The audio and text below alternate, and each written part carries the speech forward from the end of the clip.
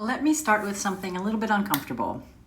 If you are like normal people, like 70 to 80% of people, you don't hate your work necessarily, but you don't love it either. You're capable, you're responsible, you're functional, you can get stuff done when you absolutely have to.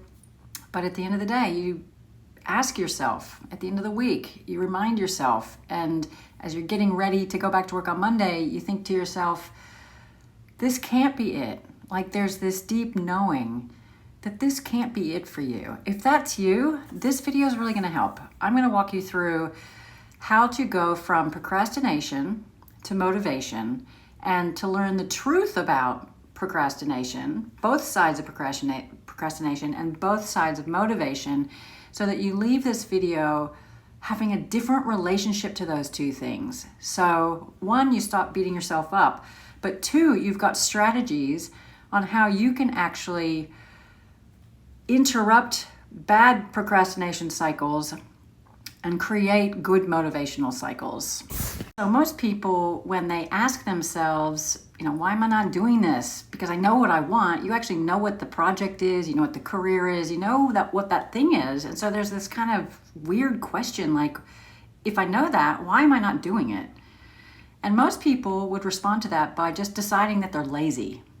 And here's the truth. Procrastination is not about you being lazy. Procrastination is actually a form of a protection mechanism that your brain is using to keep you in a comfortable, familiar place in life. Not comfortable like you enjoy it, but comfortable like familiar, right? So your brain kind of takes over, and it's not self-sabotage. It's actually a lot more nuanced than that, because when your brain recognizes that you're talking about changing your life, it immediately puts up red flags. Your brain's job is to support you. It's to protect you. And when you decide you want to make a big change, that life-changing career move, right? Your brain actually doesn't want you to do that. Not that it doesn't want to do the right thing by you, but it has this kind of default mechanism to see that if you're creating change, that's risky.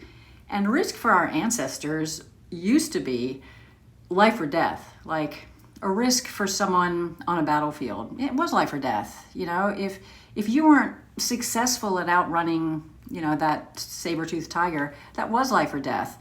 Risks for our ancestors and for the majority of human evolution on this planet has made it register in our brains that taking risk is a bad idea.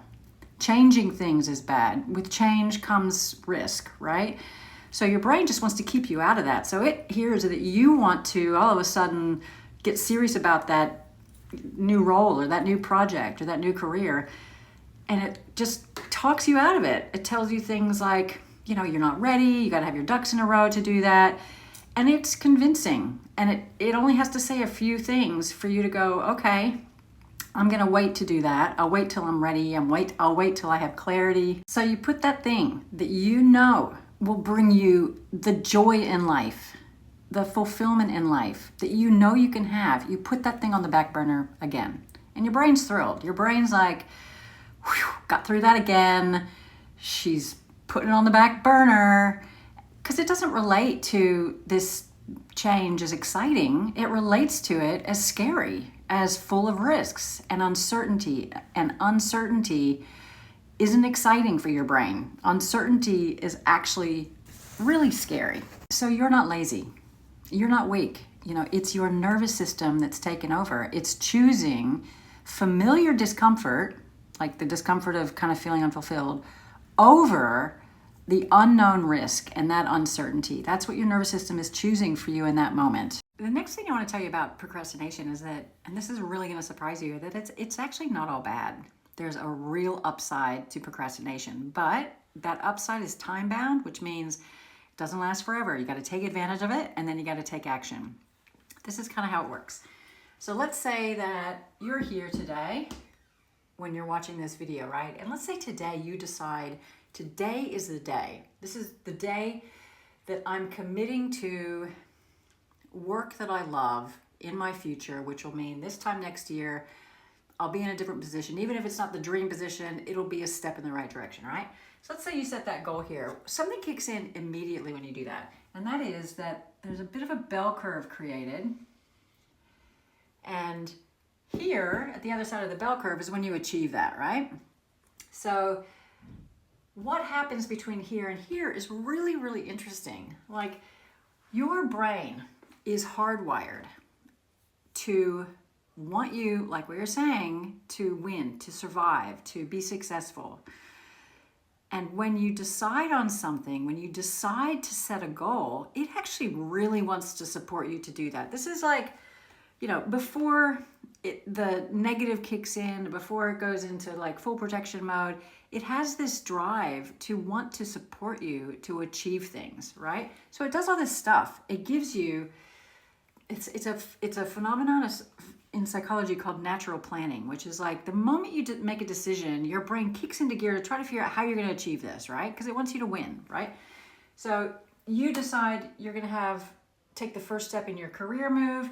It goes, okay, well, you could look at that resource, you could call that person, you could look down that avenue, you could research this, you could Google that. It starts to like work for you. Even something as simple as like deciding you want to go out for dinner tonight. The moment you decide you want to go out for dinner, it kicks into gear and it goes, okay, well, where are we going to go? Who's going to come with us? What time? Where are we going to sit? How are we going to get there?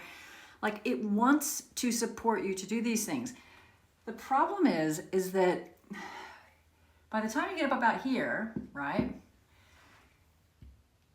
all of this is maxed out. And if you haven't taken any actions that support you to get to this goal in this kind of beautiful natural brainstorming process, it all starts to go kind of like it looks, kind of goes downhill. You stop getting all of this kind of like help and information, all this cool, like super cool subconscious support. That all goes away. And now, you're getting closer to when you thought you should have achieved this thing, and your mind's kind of going, this is loaded with potential for failure, and I am not going there. So now's the time that I'm going to start giving you all that feedback and telling you, it's not the right time. You should have started sooner.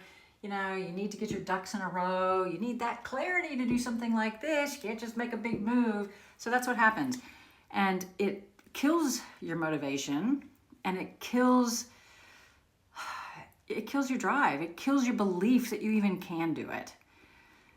So when you start and you have that moment of inspiration and you think, this is it, I feel this, I have to do this, this can't be it for me, you actually will recognize this. You get this kind of burst of motivation and you feel good and your mind's like working for you, and that's all like giving you energy. But then if you don't take action, if you're not taking action to get here, even small, tiny, itty bitty actions, those actions are the things that give you your motivation. Taking little itty bitty steps with all these ideas you're getting, taking tiny little steps, gives you your motivation to continue and to keep pushing through and to get to this point. When you don't take any action, your brain's like, yeah, this is really scary. This is not going to happen. I'm going to talk her out of it. I'm going to get her to put it on the back burner. And that's what happens, right? For you in your future, if you can just take little actions, do a little bit of research, make one call, maybe make an outline of kind of, how you want to progress to this. Do all those things that you think about doing but you don't do. Every time these little bursts of motivation happen here, if you tap into that and if you take the action, you are giving yourself momentum. This is what I want you to remember from this video. Number one, you're not lazy. When you call yourself lazy, that's just you beating yourself up because your mind's trying to distract you from what you should be doing. Number two, you procrastinate because your nervous system is winning. It's got millions of years of hardwiring at its fingertips, and it keeps you doing the same thing over and over because it thinks that's protecting you.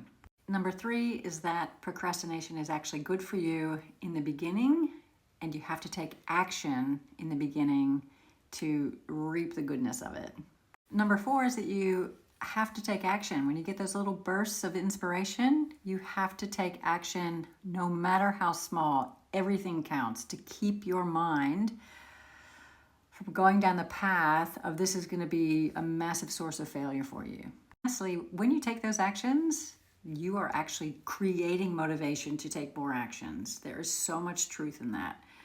When you take an action, you are motivated to take more action. And when you do that ongoingly, time after time, that motivation compounds, and all of a sudden you're like living in this world where you feel like you're a motivated person. You're not having to generate it. Look, I hope this video has really helped. Let me know. I'd love it. Bye.